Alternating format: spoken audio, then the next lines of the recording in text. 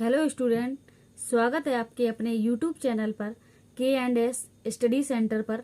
आज हम आपके लिए दोहा के माध्यम से अलंकारों को बताऊंगी। यदि आप हमारे चैनल पर नए तो प्लीज़ हमारे चैनल को लाइक कीजिए और चैनल को सब्सक्राइब कर लीजिए और बेल आइकन को प्रेस कर लीजिए। चलिए अब हम स्टार्ट करते हैं आपके अलंकार।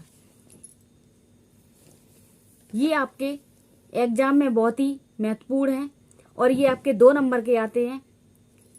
इसमें पहला अलंकार है यमक अलंकार।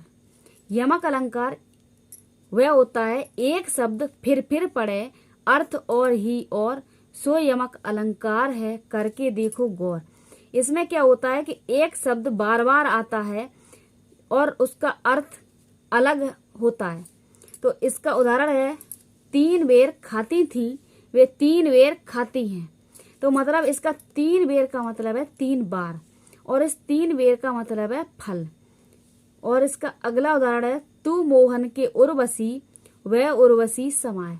तो इसमें उर्वशी का एक का अर्थ है हृदय में बसी और दूसरी उर्वशी का मतलब है अप्सरा। ठीक गाइड, समझ में आ गया होगा ये। अब अगला अलंकार है श्लेष अलंकार।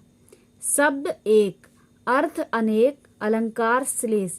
इसका मतलब ये है कि एक शब्द के कई अर्थ निकलते हो वहां पर श्लेष अलंकार होता है। तो इसका उदाहरण देख लीजिए। प्रियतम बतला दो लाल मेरा कहाँ है। इस यहाँ पर प्रियतम का मतलब है पति। कोई अपने पति से कह रही है कि मेरा लाल कहाँ है। तो यहाँ लाल का मतलब कई होता है, कई तरीके से होता है कि एक का लाल का मतलब होता है हीरा, बेटा और जवाहरात। ठीक, ये बात आपको समझ में आ गई होगी। अगला है उपमा अलंकार। जहाँ एक वस्तु या प्राणी की तुलना दूसरी प्रसिद्ध वस्तु या प्राणी से की जाती है वहाँ उपमा अलंकार होता है। यानी कि जो कोई वस्तु है, अगर हम किसी की तुलना किसी दूसरे व्यक्ति या वस्तु से करते हैं तो वहां पर उपमा अलंकार होता है। जैसे सीता का मुख चंद्रमा के समान है। यहाँ सीता का जो मुख है वहाँ चंद्रमा के समान है, यानी इस मुख की तुलना सीता की चंद्रमा से की गई है। तो यहाँ पर उपमा अलंकार होगा। अगला है रूपक अलंकार।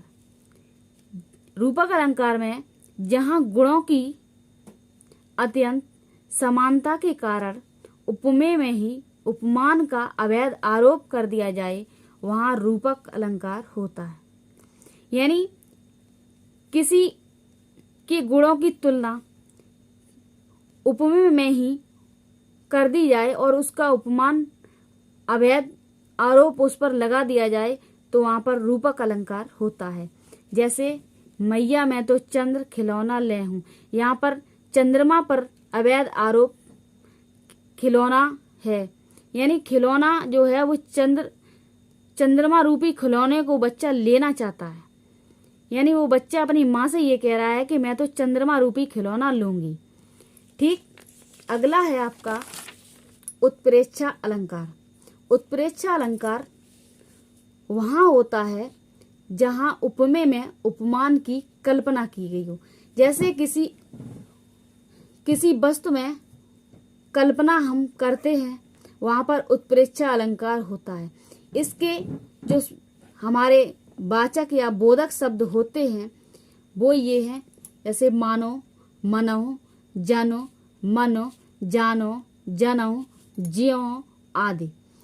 ये शब्द आपको किसी लाइन में दिख जाए वहां पर उत्प्रेक्षा अलंकार होता है। जैसे इसका उदाहरण देखिए। मानो हवा के जोर से सोता हुआ सागर जगा। मान लीजिए अब यहाँ जो सागर है वो इतना नाजुक है क्या जो हवा के जोर से जग जाता है। तो यहाँ पर ये मानो शब्द जो आ गया है ये हमारा उत्प्रेक्षा अलंकार दर्शाता है। यानी पहले ये बताया गया था कि जो जहाँ पर मानो, मनो, जनो, मनो, जानो, जनो ये चीजें जहाँ पर आपको मिलेंगी वहाँ उत्प्रेक्षा अलंकार होगा। तो तो ये इस लाइन में यही बता रहा है कि मानो हवा के जोर से सोता हुआ सागर जगा। तो अब यहाँ पर मानो शब्द आ गया है कि मान लीजिए हवा इतनी तेज चल रही है कि हमारा जो सोता हुआ सागर था वो जग गया। अब इतनी बात आपको समझ में आई। अगला है, सीता आज बहुत सुंदर लग रही है, मानो चांद उतर आया है। यहाँ सीता की इतनी तुलना की गई है, इतनी कल्पना कर दी गई है कि चांद जो है वो जमीन पर उतर आया है।